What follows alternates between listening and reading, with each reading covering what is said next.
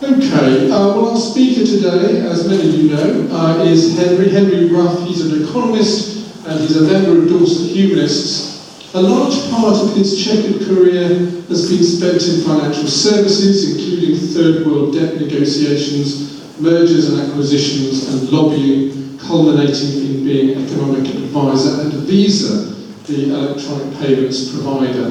His career in international banking involved working in the City of London, Paris and Washington DC, but for the past 15 years, before retiring full-time, he worked for the Open University Business School as a tutor, a trainer of tutors, and writer of course materials. Since moving to Dorset, he's been leading a weekly U3A discussion group called Everyday Economics, and many of you are here today. Topics range from very serious subjects such as why economists are hopeless at forecasting to light-hearted ones such as the economics of dating. So Henry's actually going to talk to us about that today. He's abandoned his subject. Maybe not. I'd like to hear about that sometime. Now, I just want to say that some early publicity went out from us stating that Henry's talk today will be about economic inequality. Henry and I got together for coffee one morning and we changed the topic to surveillance capitalism. So I hope no one is too disappointed about that change of topic. We'll get Henry back to talk about inequality another time, I'm sure. But surveillance capitalism is today. Henry assures me that he is not a digital geek, whatever that is. And he's promised to be on his best behaviour by trying to avoid technical jargon, so that's good news. There's going to be time for Q&A after his presentation. He says he's going to talk for about an hour. I'll tell him if he's going over time. But before I hand you over to Henry, a little health warning. Don't be too surprised to discover that surveillance capitalism raises more questions than answers. And progress is more a matter of asking the right questions in the first place before searching for any answers. So to lead us in asking the right questions, will you please give Henry a big warm welcome.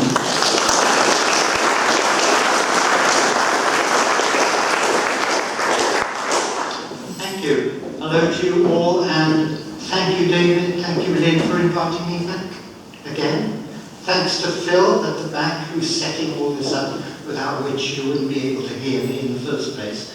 And a big thank you to all of you for braving this weather and coming this afternoon to find out about surveillance capitalism, and maybe find out a bit more about surveillance capitalism, because you're already quite familiar with it. I would like to actually emphasize the point that David's made in his introduction just now. I am not an IT fundy. I know virtually nothing about IT.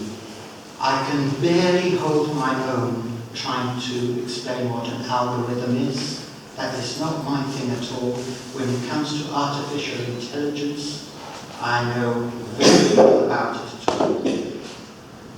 My expertise, if I have any expertise, is in the second word of the title of this afternoon's talk. It's capitalism. My background is economics. I have been a professional economist, and the focus of the talk is very much on surveillance capitalism as opposed to surveillance itself, which is all the rage, and a lot of the concern is focused on surveillance, granted. But I will be looking at the latest form of capitalism built very much on surveillance, and of course the big data, as it's called, that is generated through the surveillance activity. David mentioned my groupies. They're not my groupies, they're the U3A crowd. I see a number of familiar faces. They'll be very familiar. I always have a gallery slide to kick off with. You'll recognise most of the people there, I suppose. Sting? Why on earth is Sting there? Well, I don't know if you remember one of his great hits when he was with the police. I don't mean the police force, I mean the band. Every breath you take, every step you take, every step you make, every plane you take. Don't worry, I'm not going to start singing. And the chorus is, I'll be watching you. Exactly. That's why Sting is there. Okay. I think many of us will agree and accept that in the digital age that we're all living in, with the internet at the heart of it all, I think many of you will agree that there is an advantage, and the advantage can be simply summarised as it's convenient. So there is advantage to this, but there are concerns. And I would say the concerns we have about digital age, big data harvesting and so on, fall into two broad areas. One is privacy, that sense, if you like, of invasive collection of data, sometimes in ways that are unbeknown to us, and then managed in ways that we don't understand, we don't know about, we don't know what use it's going to. So privacy. Privacy, after all, is just information. Nothing wrong with that. But information falling into the wrong hands. People who could say, use or abuse that information. The second broad area of concern is security. When I'm referring to security here, can you all hear me, especially those at the back? Can you all hear me? When I'm referring to the concern about security, basically this breaks down into another two areas. One is individual. So you might have hacking, you might have identity theft, you might have bullying, or trolling as they call it, but there are security issues not just at the individual level, at the macro level as well, and that of course is cyber attacks on computer systems and computer networks. So both privacy and security are genuine, legitimate concerns of ours. It's not a case of balancing it, netting it off against convenience. It's more a case of recognizing that there are advantages and there are disadvantages. But this afternoon's focus is very much more on the latest development in the life of capitalism based on surveillance. And much of what I'm going to say is based on Professor Shoshana Zuboff's book here. It's a real door stopper, as you can see. I borrowed this copy from Kathy. It's in the library now. And now it's going into the library after this session. So if you are interested in it, you can read it for yourself. I won't embarrass Kathy by telling you all that she's read it twice. I'm a bit concerned because in the Q&A session we're going to have, she might challenge me saying, no, Zuboff never said that. You got it wrong. And to put it very simply, when we're talking about surveillance capitalism, we're talking about big data is the new oil. And I'm talking about oil here not as a lubricant, making sure that the wheels of capitalism run smoothly. I'm talking about oil, new oil, as the source of wealth, an immense wealth. Wealth often concentrated in the hands of relatively few.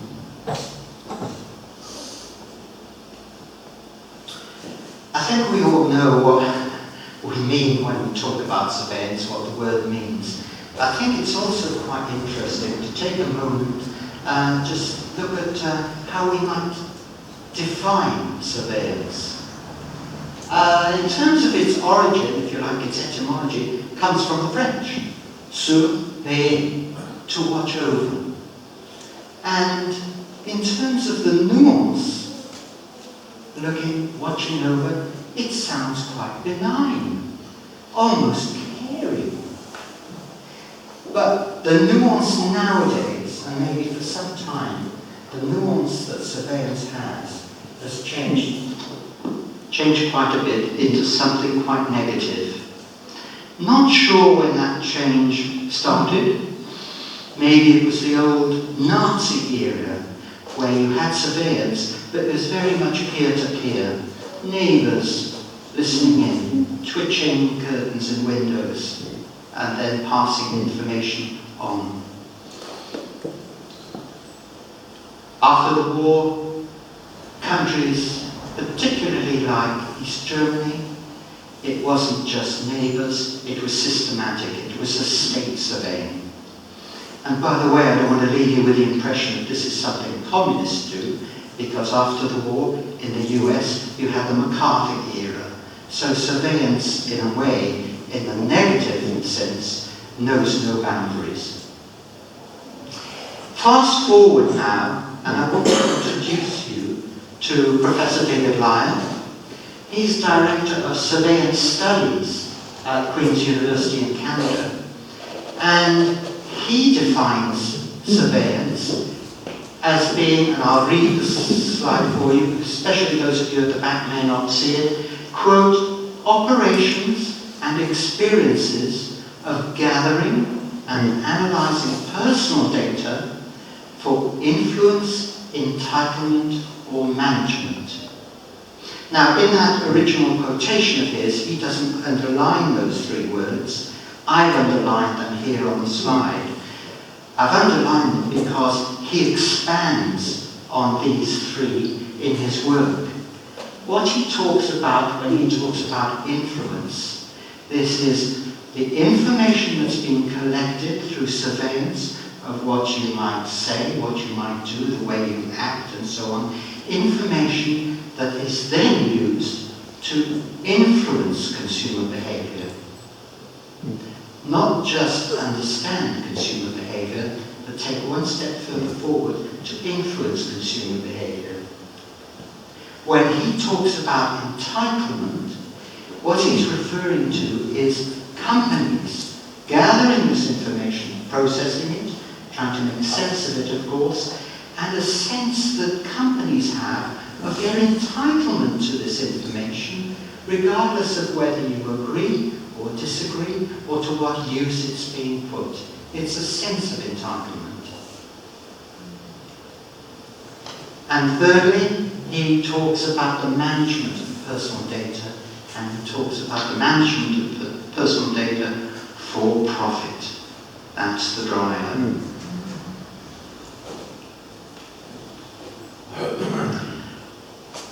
Thought I'd include a few quotations here. There's one that I think you're probably all very familiar with.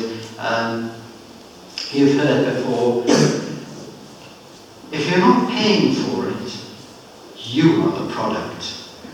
And according to legend, it's Tim Cook, CEO at Apple, Chief Executive Officer at Apple, who first coined that soundbite.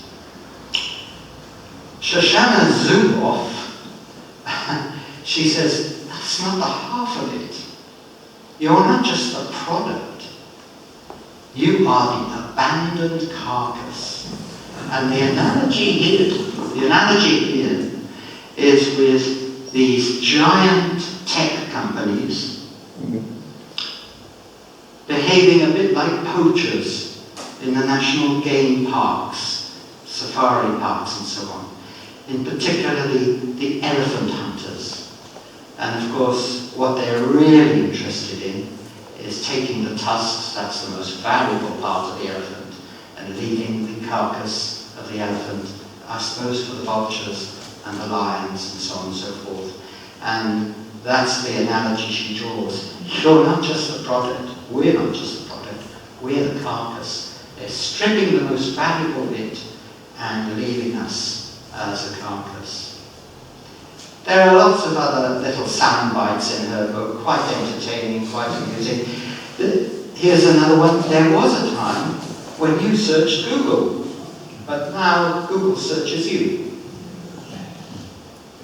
But I'm coming to the last of the quotes that I want to use from the book, because it's as close as she gets in her book to defining surveillance capitalism. And that is a new market form that claims human experience as a free source of raw material for hidden commercial practices. That's, broadly speaking, her definition of surveillance capitalism.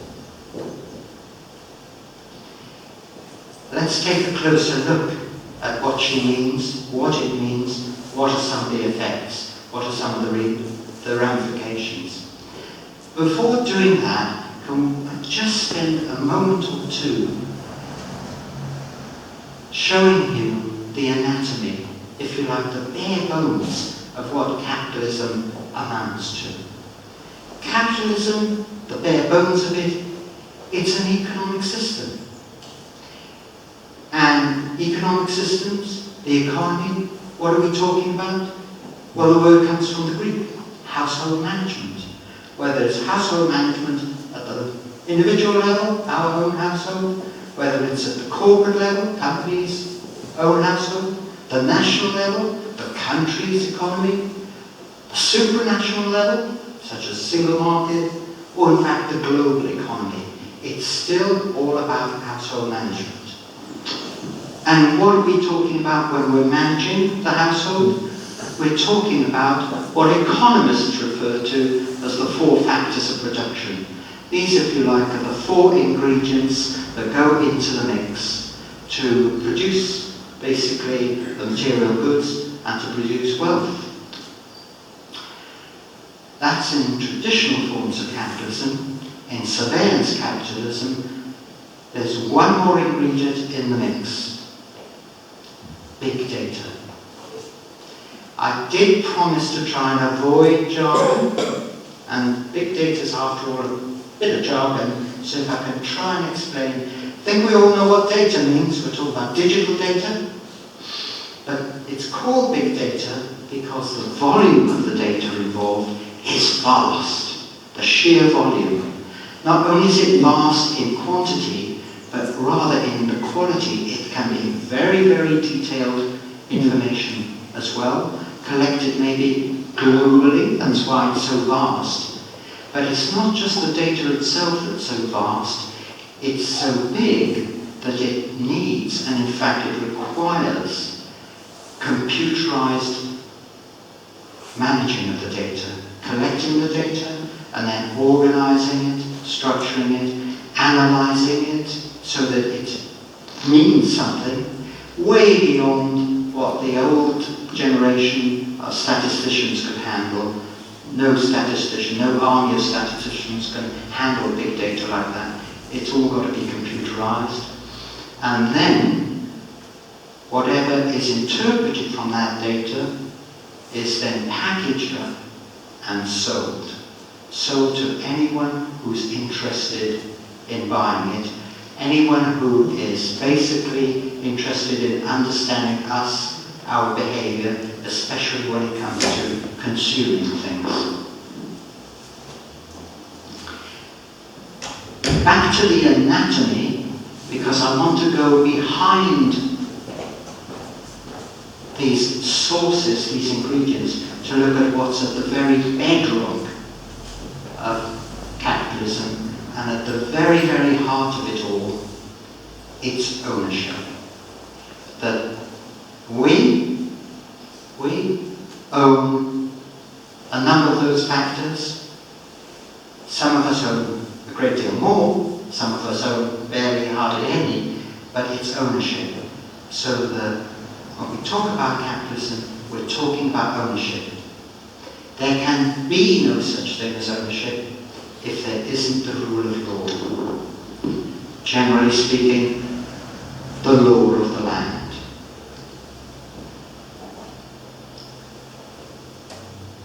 And it's owners who make the decisions about the capital that they own. It's owners who make that decision. Where do they make them? Those decisions? In the marketplace, where trade exchange takes place. And all that is driven by profit. Now, profit occupies a very special place in capitalism because prices and profits are actually the signalling system in the capitalist model. A bit like a beacon saying to beckoning these resources, scarce resources, come over here. There's greater reward if you invest over here. And moving away from over there where there's less reward. And moving around like that, the important thing here is that price and profit, the signalling system, is expressed in monetary terms. It's expressed in money. And the thing about that, the significance of that is that money then becomes the measure of value. We value things in monetary terms. All that is at the heart of capitalism. Now, capitalism has been with us for a very, very long time. We're not talking about just centuries. We're talking about millennia. But I don't want you to get the impression that because it's been with us for so long, it's completely static, cast in stone. Far from it. Capitalism is very dynamic. And here, I just want to illustrate very briefly, I'm not going to go into all these mutations. Capitalism has mutated over the centuries. And so, surveillance capitalism is perhaps just the latest mutation in this economic system of household management.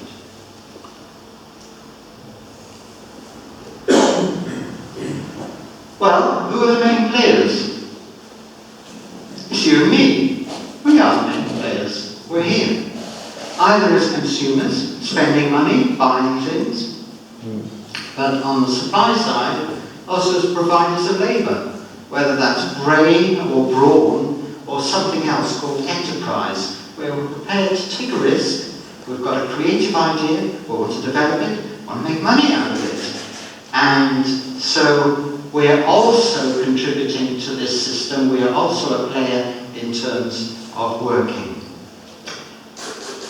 It has to be said that apart from you and me being the main players, the state, and I'm talking about the state in the public sector, is also a major, major player. They're buying, but always, always on behalf of us all and in our own interests and no one else's interests.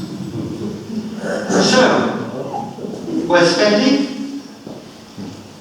Perhaps we don't spend all our money. We save, and if we've got a bit of savings, we might invest it. And sometimes we spend when we haven't got the money in the first place, so we borrow it.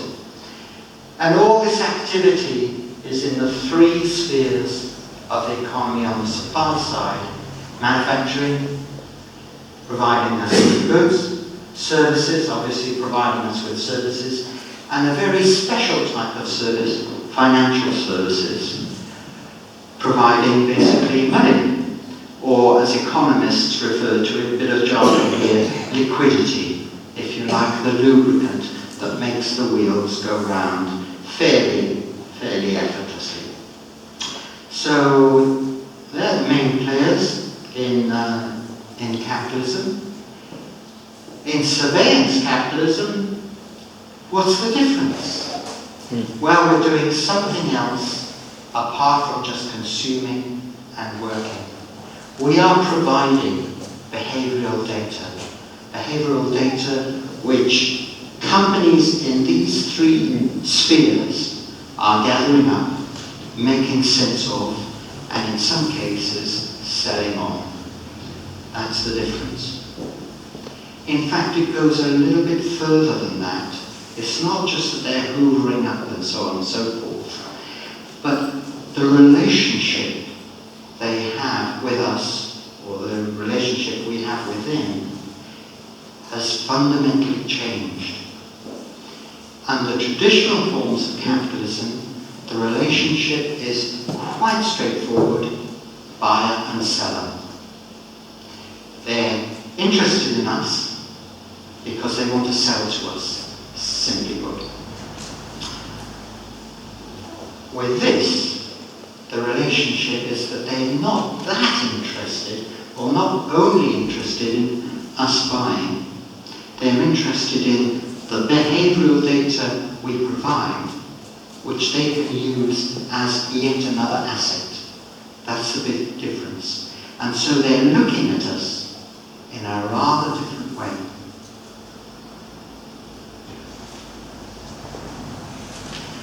Some of the main players, I don't think I have to explain.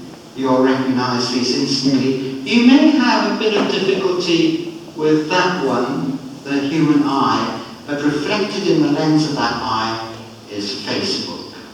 I've chosen this graphic deliberately because it brings out who's looking at whom when it comes to Facebook and other social media, I should emphasise.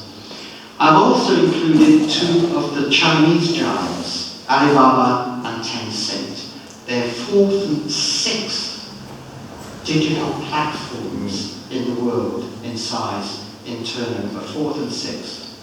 And the reason I've included them is, again, I didn't want you to go away with the impression that all the main players are American-based. They are not. I think I've used another bit of jargon here. Digital platform? I'm not quite sure what it means, but my understanding of digital platform is that these entities, Google, Amazon in particular, they don't write the books. They don't make the nematodes that I buy for killing off the slugs in the garden. They are just a retailer. So platform is a fancy word for retailing. Just like I go into the hardware store in the arcade at Westbourne to buy something, people in the shop haven't made any of the goods I'm buying, they're just retailing them. And digital platform is that in the retail sense. When it comes to social media, Facebook, Twitter, and the like, that's a rather different type of operation. It's a bit like a cafe. You go into the cafe and meet with friends, have a chat. It's a digital platform. The cafe is a very real platform. And some of those friends that you meet, or people at the maybe neighbouring table, are saying quite nasty things. Would you expect to go up to the manager of the cafe and say, I want to get shot of them? They're saying horrible things. Actually, they're saying horrible things about me. So that's the significance of digital platforms. It's much more significant in the arena of the ethics of the digital world than it is the economics, I have to say. I thought I'd mention it. These are the main players, but there's another main player on the horizon. And that's called the Internet of Things. So the Internet of Things, maybe you have something like that at home, if you've got an Alexa or an Amazon Echo, listening to what you're saying, that kind of thing. Or if you've got quite a modern TV, you might think you're watching the TV.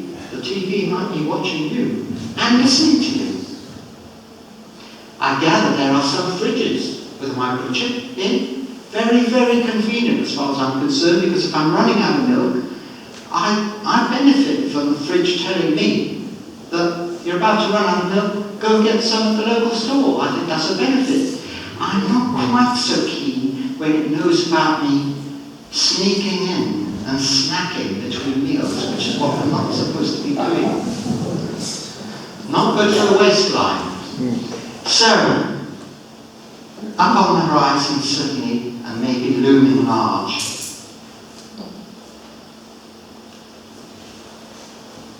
Let's take another look at surveillance capitalism from a different perspective altogether.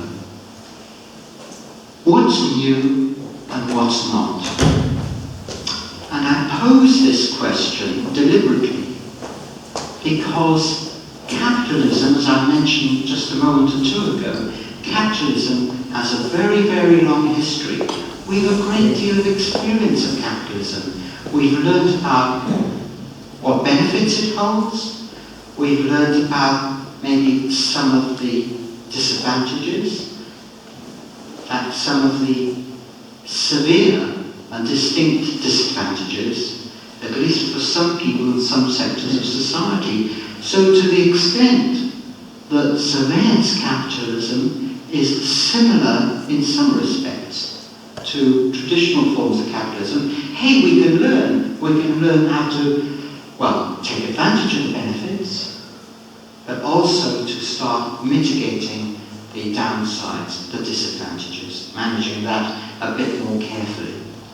So, what's new, what's not? I've already mentioned a bit of jargon, big data. I've tried to explain it as well. In the 1990s, now this isn't so long ago, the first time I heard about big data, it was all about big data mining. So companies are collecting this massive amount of data and they're starting to mine it. What does that mean? They're starting to organize it, carry out analysis, try and get some meaning from the data. So mining, isn't that a lot like the old extractive industries? Think about coal. Think about other precious metals, iron, gold, diamonds, and some of the precious metals that we need now, it seems, for making parts of microchips and the future of the digital age. So isn't it a bit like extractive mining?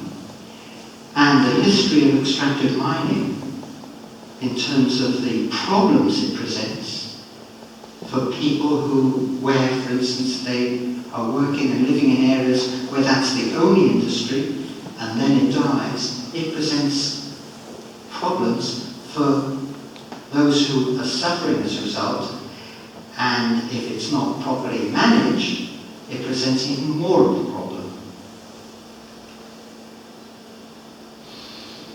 Surveillance capitalism, surveillance, what's it for? Ultimately, it's for influencing behaviour, and at the frontier of this, not just influencing it, but actually modifying and determining that behaviour of ours. Well, come on, nothing new, is there? Advertising industry has been going for ages. Most famous of all, I think, in the tail end of the 19th century, that iconic advertisement for Pear's soap, the little boy in the bubbles. Advertising industry, the dangers of it. Remember that again. That book by Vance Packard, Hidden Persuaders, published in 1957. Nothing new there. And so maybe we can learn from our experience of the advertising industry and its distorting effect on capitalism. Here, right now, in the modifying human behaviour by surveillance. Undercover data search.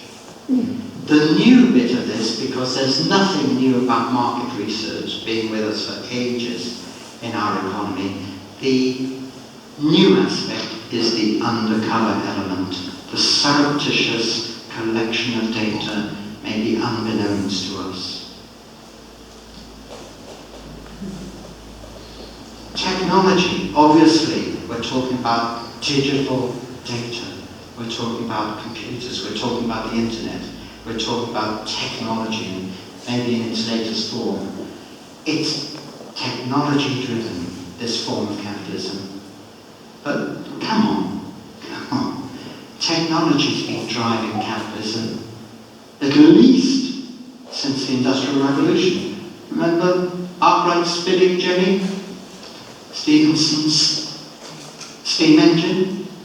Development of the railways and so on and so forth. It's always been technology But Zuboff makes a distinction between the technology that's driving surveillance capitalism and, if you like, the older, more traditional forms of technology, which she says are cost-driven.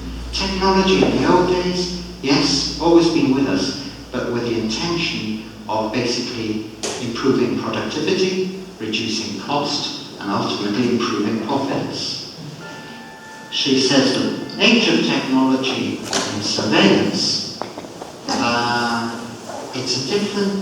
its character is different. It's the kind of technology because we can do it. Not because there might be some money in it at the end of the day, but because we can. And of course, once it's developed, of course there are economic opportunities, there are commercial opportunities for exploiting it. But she argues that it's because we can technology, and that can be very, very disruptive. There's nothing wrong with disruption. What's called, famous economist here, Joseph Schumpeter, he called it creative disruption. But the question is it always creative or is it just destructive? That's the question she poses. Another aspect of surveillance, the surveillance capitalism, is what, again a bit of jargon, weightless economy, or an economy where more and more brands and the value of brands takes up a great deal of value. Weightless because when you compare it with old industrial capitalism, you've got heavy industries. Think about the steel mills, think about the shipbuilding, think about the enormous factories churning out the widgets. Far less of that, and almost weightless, small. Think about the microchip. Incredibly powerful, incredibly valuable, almost weightless. Think about a brand. Very, very powerful marketing tool, incredibly valuable, but you can't even touch it, can't feel it. I'm going to look at just one last aspect of surveillance capitalism in terms of what's new, what's not. And here, I'm referring to conspicuous concentrations of wealth. So far, I've avoided statistics because I think it's dull, I think it's boring, much of it is fake, and I've tried to keep this fake-free, so far at least. But I'm going to just quote, I think, just one statistic, if I may. If you take the top 200, top in size, 200 tech companies, high-tech companies, if you want to call them that, their market valuation, if you add them all up, market valuation comes to approximately $1 trillion. Of that $1 trillion, 30% of it, about a third, is in the hands of just 4 organizations. I'm not saying in the hands of 4 individuals, but each of those organizations is or has been headed by an individual.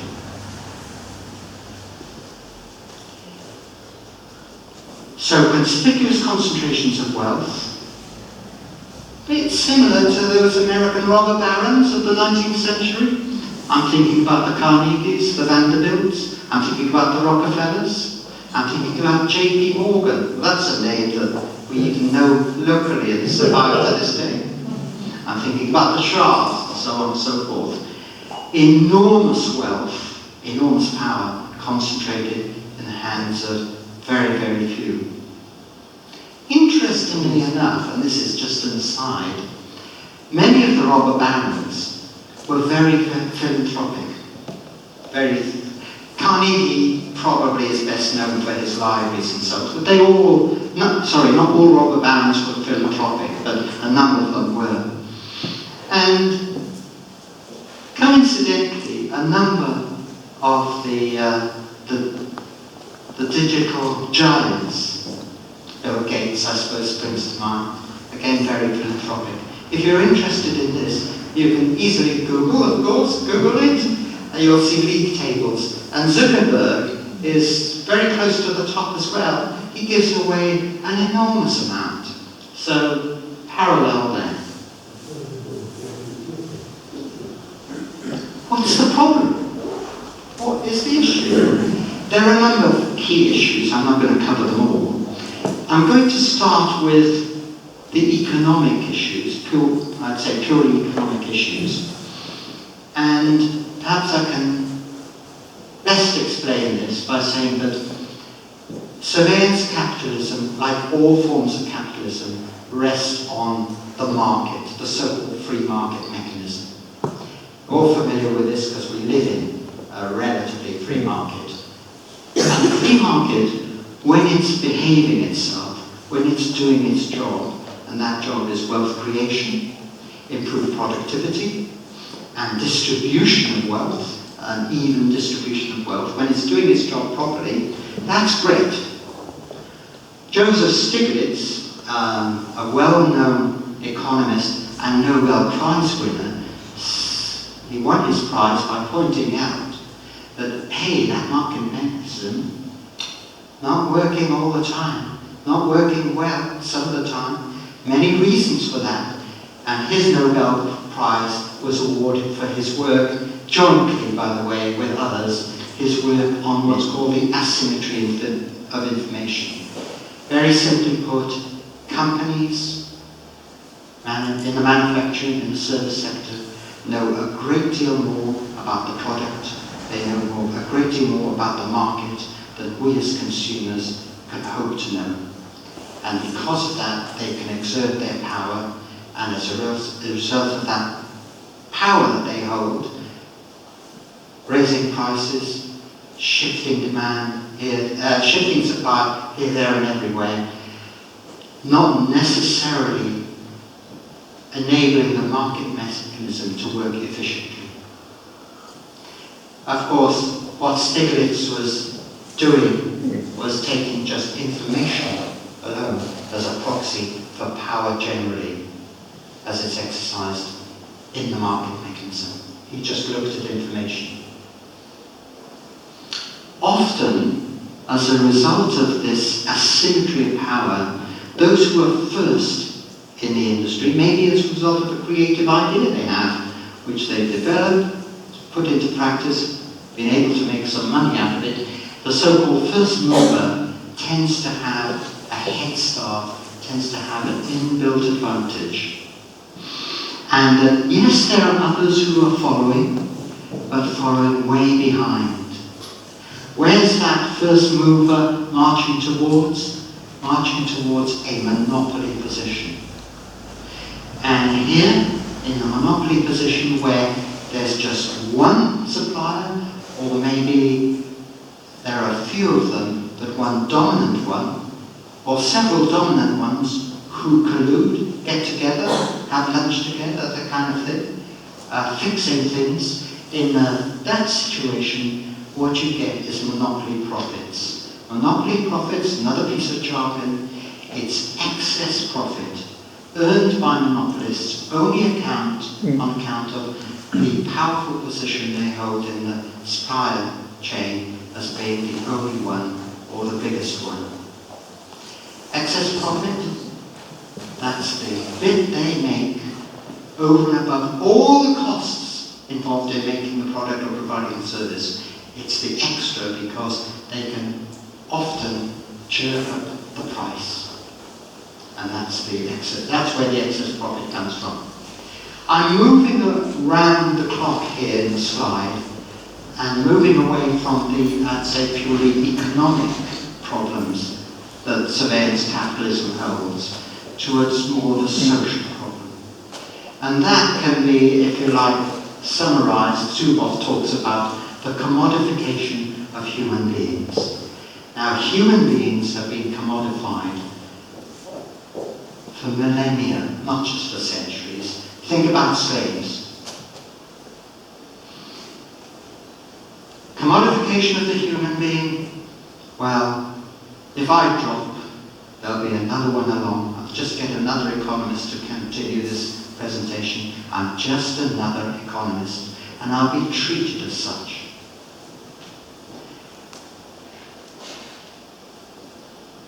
The difference here with surveillance capitalism and previous forms of capitalism where human beings have been commodified is that there seems to be a one-way mirror. They're watching us, but we can't see what they're doing. And that has ominous repercussions. I'm almost there. Lots of problems posed by surveillance capitalism, but this is one of the major problems that Zuboff identifies. It's not purely economic, it's not entirely social, it's political. And what she argues here is that, in fact, these giant tech companies and some of the individuals who almost single-handedly run them or dominate them, they hide behind technology. They argue that, look, it's the technology. We're going to go with the flow. We can't stop it. This is where we're going. This is where the show's going. They hide behind the technology. Zuboff argues that no, there's no inevitability about the technology. Decisions are being made. You are making the decisions. These giant tech companies are the puppet masters, and technology are the puppets, not to mention ourselves. Now, there are one or two tech giants and one or two individuals here who have intentions, political intentions. I'm going to, I can't name them all, there are lots of them. I'm going to name one or two of the prominent ones. Peter Thiel. I imagine you've never heard the name, but you've heard about how he made his first fortune, and you probably use it. PayPal. He was co-founder of PayPal. Made a fortune with PayPal by selling it to eBay. Now, Peter Thiel has ambitions of a political nature. What he wants to do is basically to erase national boundaries, erase them. What he's looking to is a truly global world where national sovereignty has no longer any power. The power rests somewhere in the stratosphere, in the silo field, maybe on a cloud somewhere. And guess who might be sitting on the cloud? Who might he be bumping into on that cloud? Zuckerberg. Zuckerberg's latest idea is introducing a new cybercurrency, cryptocurrency, the Libra. And if it ever takes off, and if it's a success, basically, the Libra will stand alongside conventional currencies. I'm thinking about the dollar, I'm thinking about the euro, I'm thinking about the yen. I mention these because these are the three reserve currencies in the world. It'll be a cyber currency, it'll be the Libra, it'll be Zuckerberg's currency, free of any control by central bank regulation, free of any state control, thus erasing national sovereignty boundaries. So these are some of the main problems. Hey, how about some answers? In her book, she does provide a few. She proposes a few solutions. The first group of solutions is regulation and penalties. When she talks about regulation, two forms of regulation: regulating the behaviour of these giant techs. That's one way. Regulation also to break up the monopolies in the same way that, if you might remember Bell Company in the US, they were broken up, their monopoly position books on likewise into baby bells. So there's regulation along those lines, and penalties, like the one that Facebook suffered recently, $5 billion fine for misbehaving. A second solution lies in a slightly separate sphere called governance. I'm sure you all know what governance means, but to put it very simply, governance is self-regulation. So we're still talking about regulation, but it's self-discipline. So these giant companies who can behave well according to a code of practice, rules and regulations that they devise themselves.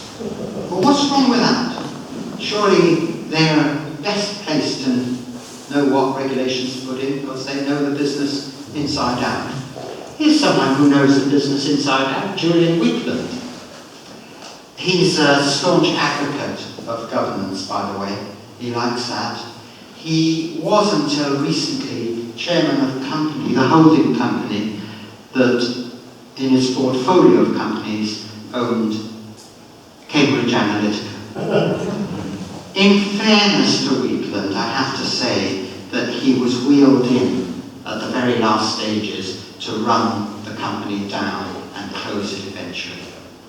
He's got another idea which is quite an interesting one, a bit different from governance. He says what we need, what companies would need,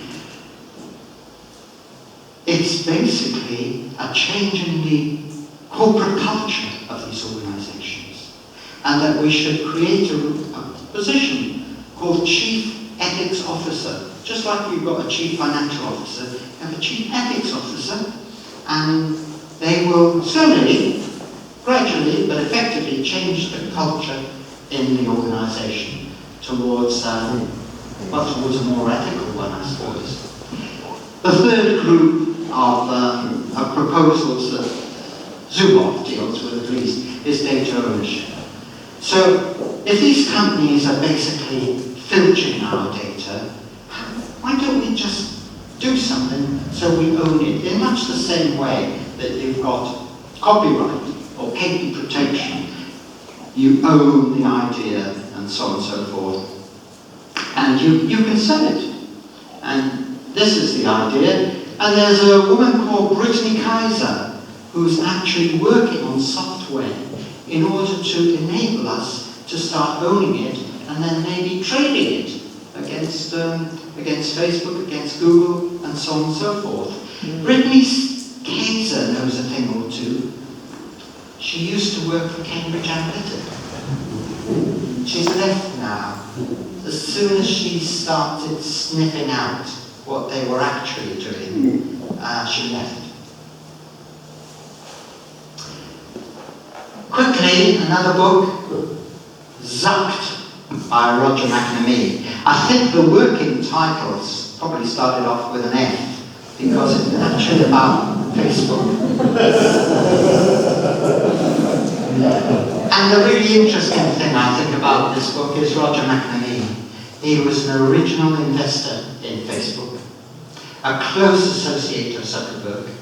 In fact, it was he who encouraged Zuckerberg to appoint Sheryl Sandberg to the CEO-ship of Facebook, poached from Google's. And he comes up with a number of proposals, but the most exciting one is he's inciting the staff in these organizations to revolt. That's his idea in the book. He's left Facebook, and by all accounts, he's no longer a close associate of Zuckerberg because he fell out with him over, it's basically over events surrounding Trump and Cambridge Analytica and so on and so forth. Long story. Insider revolt, quite difficult to organise. Another type of revolt, very much better known, it's individual revolt. And here, Chris Wiley was the whistleblower in Cambridge Analytica who approached the Guardian and spilled the beans. So maybe some of the answers. I've said enough. Your turn now.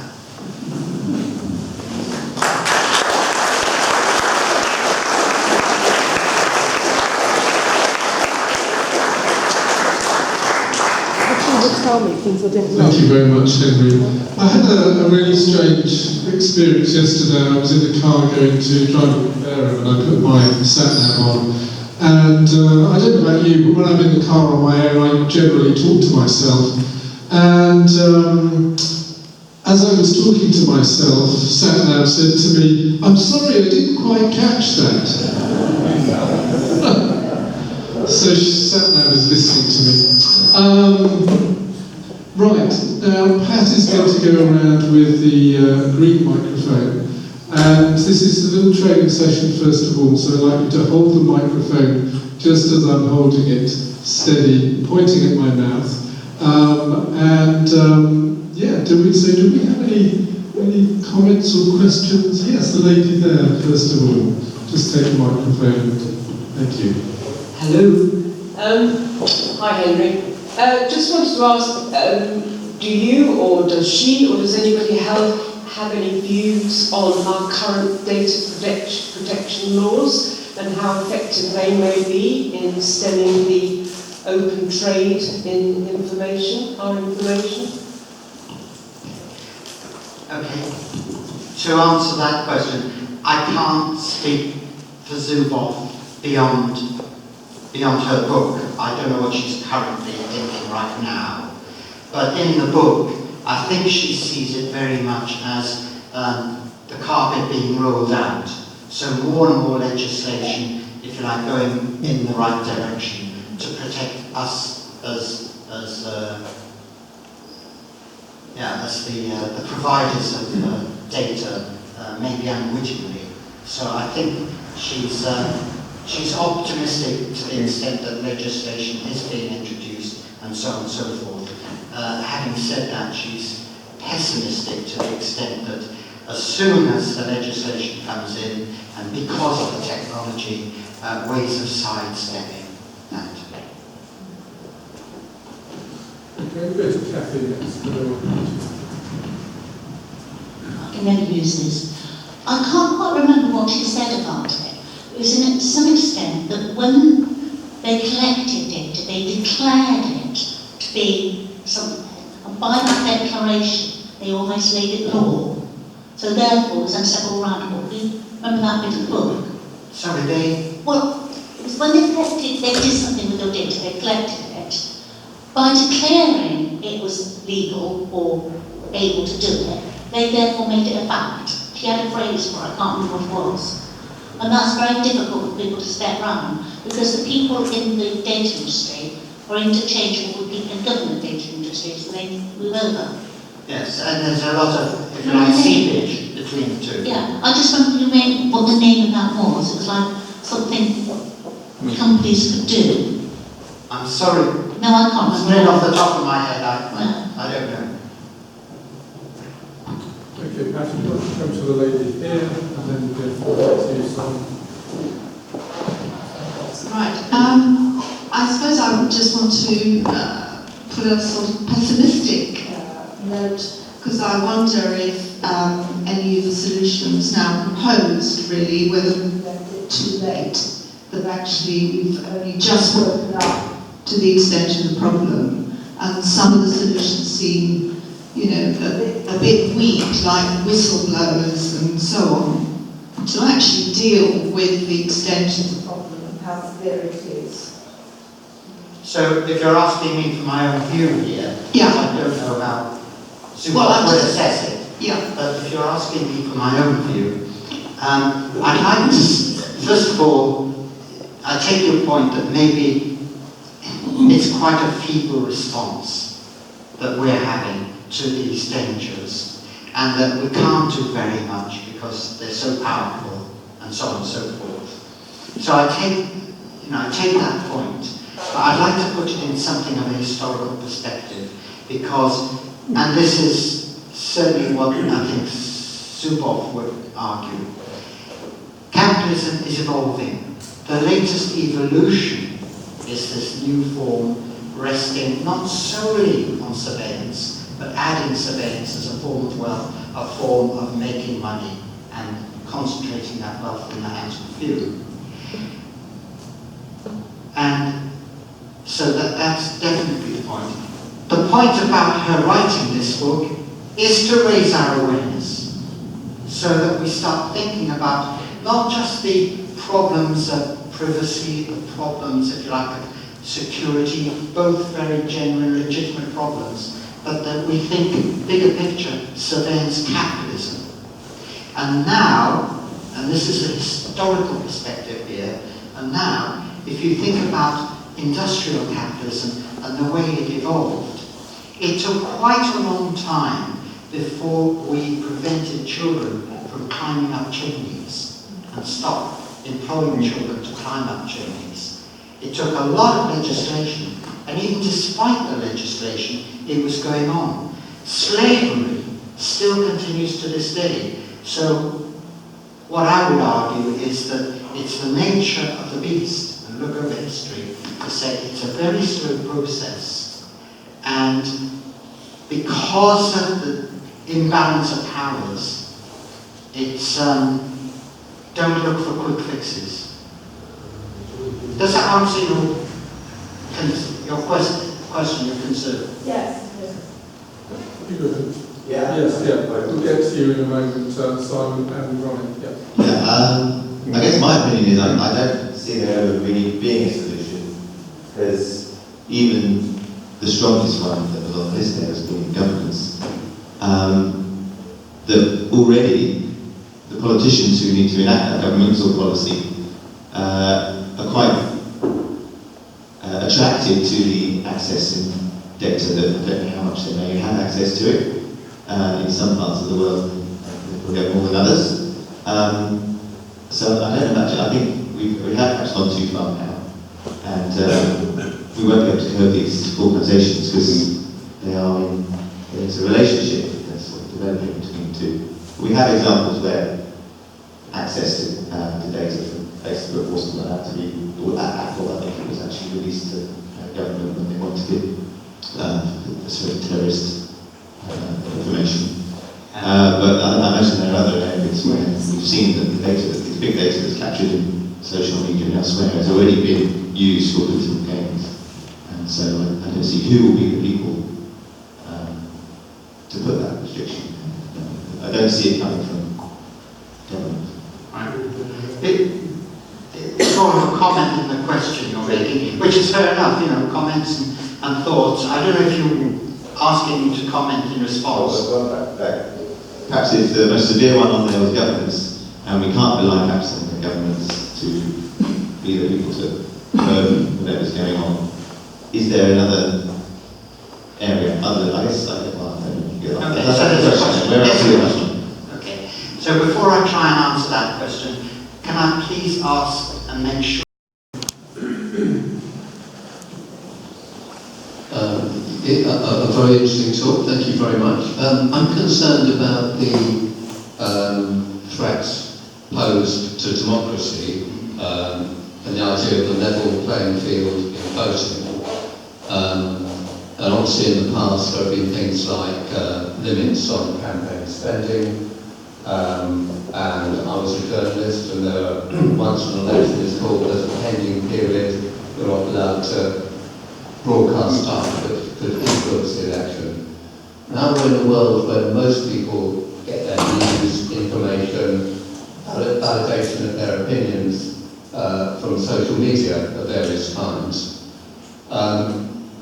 Clearly, new regulations are slowly coming in, but what kind of regulations do you think might counterbalance, like the abuse of the Cambridge Analytica was involved in, and those sorts of abuses in the future? Okay. There's another type of economist, foolish economist, that tries to answer political questions. That's a political question. But with my economist hat off, I would say there's no amount of legislation that can either prevent that happening or somehow redirect that kind of behaviour.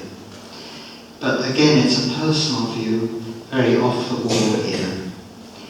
People basically read the newspapers they want to read. So if you're a Guardian reader, subscribe for a week or a month to the Tory graph. If you're a Tory graph, sorry, did I say Tory graph? I meant Telegraph. No, I meant Telegraph. If you're a Telegraph reader, try the Guardian. If you're a Sun reader, try the Financial Times, and so on and so forth. I.e., get out of the bubble, and it's got to be, this is my own personal view, it's down at the individual level. And as far as I can tell, no one is even trying to get people out of their bubble. And as long as that bubble exists, you're going to get, I'm naming names, newspapers, but whatever newspaper it is you read it for a reason. It reinforces your view, and the advertising comes in, the advertising pours in, and so on and so forth.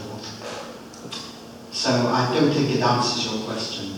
Maybe because I've said something that you weren't expecting. Henry, I just want to reiterate that all good humanists read at least 2 newspapers with opposing viewpoints, because we've been banging on about that for a long time. So I'm sure everyone here does what you just asked them to do. Any one of them. or none of them, yeah. Okay, let's come to the body next, at the front here. Thank you. I'll try not to ramble on too much. One half of my family is, to put it bluntly, very right-wing. They seem to take 1984 as more of a guide rather than a warning. They seem to think that it is a right idea that the government, businesses, everyone should have access to all of our information, that it should be free rein, that it can help the police, immigration, etc. And in some ways I can see their points. Asking the least straightforward question possible, where is the line? At what point does having holes of people's personal information become less about helping and good investigation and more innovation and privacy? So thank you very much for that question, because it's one I can answer as an economist. So I'm putting my economics hat back on. Net benefit. Where does the net benefit lie? In a very early slide I said many of us are prepared to accept there's convenience, there's benefit, but many of us are very concerned legitimately about privacy issues, about security issues, and you've got to weigh one against the other at a personal level and see, is it a net benefit or is it a net disadvantage? If it's a net disadvantage, you're not going to agree with, if you called it a right-wing view, but I call it a free market view. The free market view is let it rip, caveat emptor, buyer beware, and so on and so forth. So an economist's answer to that is net it off, and there's your answer. I don't know if you're going to come back to me, but what I would add, of course, is it's extremely difficult to put values on convenience and extremely difficult to put values on concerns about privacy and, say, security. And notice how, if you are putting values on it, you're doing exactly what capitalists do. The measure of value is in monetary terms. And there's a good, strong argument to say that security, privacy, it should be well outside the realm of being valued in monetary terms. I.e., it's what money can't buy, privacy. And that, of course, is the opposing view. So, like a true economist, on the one hand and on the other hand. A couple more questions? Before we go to more questions, I'm going to share this question, okay? I'm wondering if I'm missing something, Henry, because the two things I'm aware of in all of this, one of them is quite useful to me, and the other one is just silly. So I do get recommendations from Amazon for books that I might enjoy. And usually they are very interesting, and so I probably do one click and I buy another book, and so it goes on. So that to me seems sort of quite useful. The other thing that I'm aware of is that when I've been to a hotel somewhere, let's say in Devon, we went to a hotel in Totnes. We've been to Totnes, and then for months afterwards I get recommendations for hotels in Totnes, and I think, well, that's ridiculous, because I've been there, I'm not immediately going back again. So it's kind of a bit ridiculous. Now those are just two examples of this kind of surveillance going on, neither of which are particularly worrying to me. What should I be worried about? At the moment, I'm wondering if I'm missing something. Something going on that I should be worried about that I'm maybe not aware of. Okay, again, a very personal response to that. Nothing in Zubov's book about this. And I like the Amazon example in particular, because they started off selling books. Now they sell just about everything under the sun. What should you be worried about? Well, of course it's a benefit for them to nudge you. That's what they're doing. They're nudging you into buying other books, which could be of genuine interest to you, because they've run the algorithms, they've done the work, and it's a convenience for you. And it's also drawing to your attention things that you might not even know. So my answer to that one is, if there's a book that catches your eye in the suggested list, go to an alternative book supplier. And I'm not going to mention any names like Book Depository or anything like that. And go to an alternative, because A, you'll find a book there, B, it'll be priced at about the same price, if not cheaper, sometimes, no delivery charges maybe. And three, the other thing is that Amazon are doing things that I may not like. And if I buy that very same book at Amazon, I'm basically encouraging them, because I'm a customer of theirs, I'm contributing to their profits, and with their profits, they're doing things, I don't think they're nice things. Book Depository, to the best of my knowledge, aren't up to those kind of tricks. And so I'm getting the book, I'm getting it at a very good price, competitive price, and I'm not assisting Amazon in some of the, what I call, very shady operations. How do I know this? Because I read about it. And this goes back to that information, the slide with stigmas and information. Not everyone knows these things, and it may not bother you. If you find out about what Amazon's doing, it may not even concern you. So you just buy that book in Amazon. As regards the hotels, I can only think of TripAdvisor. I don't know about the hotels. Okay, thank you. A couple more questions. Right, there's a gentleman there and Paul as well, and yes. Yes. If I open a bank account or some other financial transaction, I'm faced with an absolute barrage of things to sign. And there's reams of small print, and I don't read it. And I think that is of no help to me. Yeah. So why sign? So there is a question. Did you hear it? Go to the bank, you may be applying for a new type of savings account or whatever it is, and there's a barrage of basically, it's a legal agreement, you know. I agree, or you click on the I agree. Why should I do it? This is an almost perfect example of basically the illusion of consent, and the very coercive nature of that, because even if you had the time to read it, and the glasses, sharp enough to read the small print, and you understand it, if you don't agree, you don't get what you went in to get in the first place. They have the upper hand, and it's basically the illusion of consent, and it's coercive. And this is a major part of their power. And they're all doing the same thing. So you can't go down the high street or click on another bank on the screen and expect any different. You won't. This is a dilemma. But I don't know what I'm given my punishment. Indeed, you don't know. You are the loser. We are the losers. Victims.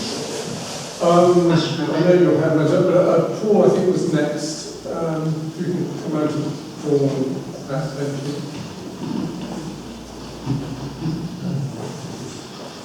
Thank you, Henry. Right. First of all, from my opinion, the ball's in the net. So why are we going to worry ourselves about it? Because we have no control over it whatsoever. Just to give you an example, you talk about security. Well, 25 years ago, the banks suddenly declared, we have got a firewall security. And I had a friend of mine, who unfortunately isn't alive now, but he was a real buff at computers. And I was talking to him and he said, rubbish. He said, whose bank account do you want to look at? And as he said that, his boss walked past the door. So I said, here's jokingly. Within 30 seconds, he got his boss's bank statement up on the screen in front of him. Now, if that was then, since then, a guy sat in his bedroom in Wales, hacked into the Pentagon. These people are 10 times ahead of us. And so it's so far into the future in our capabilities that I can't see any point in worrying ourselves silly about it, because it's out of control. The ball's in the net. So I think that's a comment rather than a question. If you're asking me, is the ball in the net? If you're asking me whether we should roll over on our backs and just, tickle our toes, is there a question in that? Yes. So, I don't share that view. And the reason I don't share that view is that if you think the ball is in the net, if you are going to roll over and just sort of kick your legs in the air and tickle your toes, basically I think you're missing a point. And the point is that, as I tried to illustrate in an earlier slide, capitalism has taken different forms over different ages. It's mutated. And it's mutated for a reason. And that reason is, broadly speaking, that we haven't been happy with some of the disadvantages. We're over the moon about the advantages, but we don't regard the disadvantages, our vulnerabilities, as inevitable. What we do instead is try to manage and mitigate those disadvantages. We wouldn't have welfare capitalism, which succeeded cold, harsh, brutal industrial capitalism of the 18th and 19th centuries, if people didn't think about it, organize themselves in a way, and then bring about change. So if you don't think about these things, and you don't organize in a certain way, in an effective way, to bring about what I call a better managed form of capitalism, not throwing big data out of the window. Big data can serve tremendous purpose in the field of medicine. Medical research, huge benefits. So don't throw the baby out with the bathwater, to mix my metaphors, but also start to become conscious, start to think about, start to actually do something, mitigating the disadvantages. So I don't share your view. I don't agree that the net is in the ball. The ball's in the net. Okay, so, sorry, Paul, I'm going to take a question of the gentleman behind you, simply because we're nearly out of time, and I'll try to fit yours in as well. Yeah. I think, Henry, you've actually just addressed the point I was going to raise, because you talked about the problems that were thrown up by industrial capitalism, things like slavery, and what happened was a change in morality, public morality, that found those things to be unacceptable, and we moved on. What I think we need to do, or what your message is that if we're going to have things like internal revolt and whistleblowers, we need to ensure that the morality moves on, our morality and our understanding of the principles that ought to govern these things. And that is how we will keep control of it. Okay, and the last question here. Hello again. I just wanted to ask how much you thought this was built into the business models of these big tech giants, or whether it was something that came up later. Because you feel, I mean, I remember what searching in the internet used to be like before Google existed, and it was quite horrendous. But did this just come from them trying to find that means of monetizing whatever service they were trying to offer? Or do you think it was inherent in their business model that we're going to capture lots of data from our users of service and then, I don't know, manipulate that or package it up? So do you think that was there from the beginning, or is it just evolved in this way that when they were looking for ways of monetizing platforms? Fair question. First of all, I'll try and answer it because I'm not a particular expert on the history of Google, but I have been following Google in terms of its business models, if you like, its business history, and my understanding is that it wasn't always thus.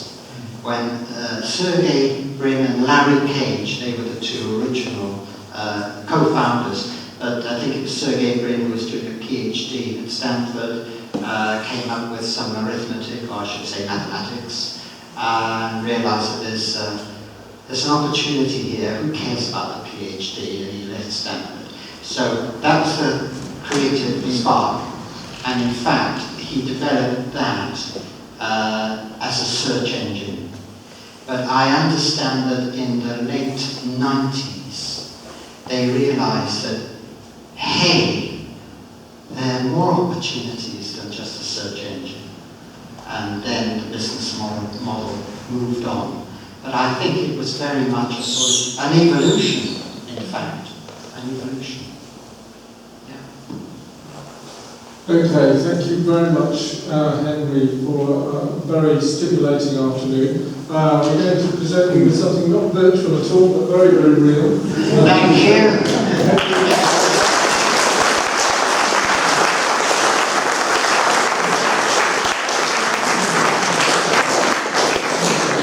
Thank you also to Kathy.